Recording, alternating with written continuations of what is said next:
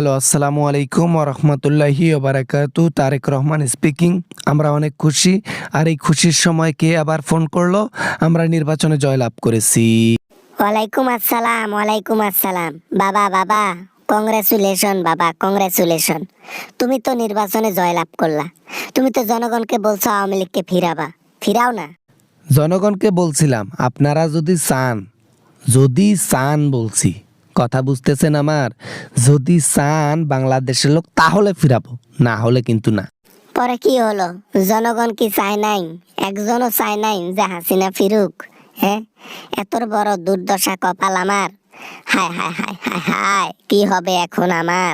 বাংলাদেশের জনগণ চাওয়া তো দূরের কথা, একজনও বলে নাই মুখ ফুটে যে আওয়ামী লীগ ফিরুক দেশে।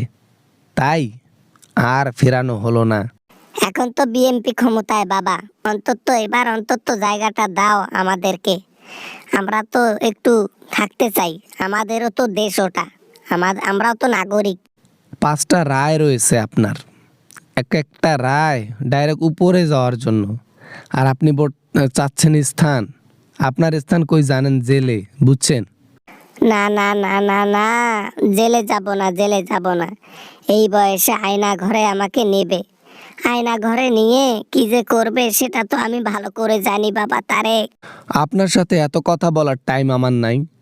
জনগণকে অনেক প্রতিশ্রুতি দিয়েছি, জনগণকে অনেক কথা দিয়েছি। সে কাজে আমাকে প্রকাশ করতে হবে, সে কাজে মনোযোগী হতে হবে। যতই করো আমাদের মতো উন্নয়ন তুমি করতে পারবা না। এত উন্নয়ন করেছি, তারপরও দেশে আমি থাকতে পারি নাই, আমাকে বের করে দেওয়া হয়েছে দূর দূর করে। যেমন কর্ম তেমন ফল।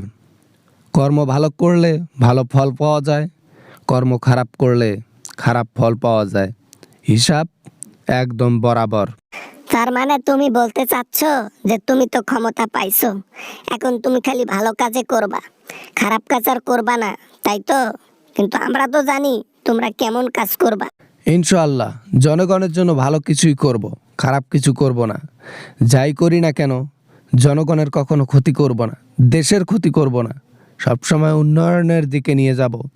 দেশের মানুষ কি করলে ভালো থাকবে সেটাই করব ইনশাআল্লাহ। এই প্রতিশ্রুতি দিয়েই আজকে সরকার আমি হয়েছি, আর এ কথা আমি রেখে যাবই। কত মানুষ কত কথা দেয়, কত মানুষ কত কথার বরখিলাপ করে।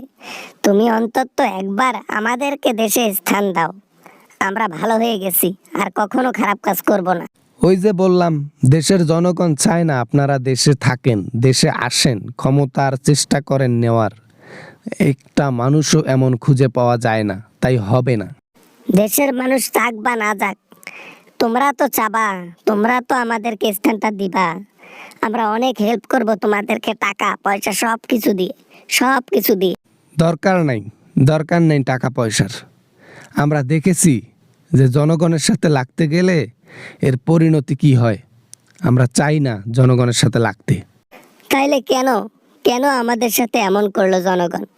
আমরাও তো ভালো করেছিলাম, কই আমাদেরকে দেশে তো তারা রাখলো না। কেন, কেন আমাদের সাথে এমন করলো? আপনাদেরকে রাখবে কেমনে?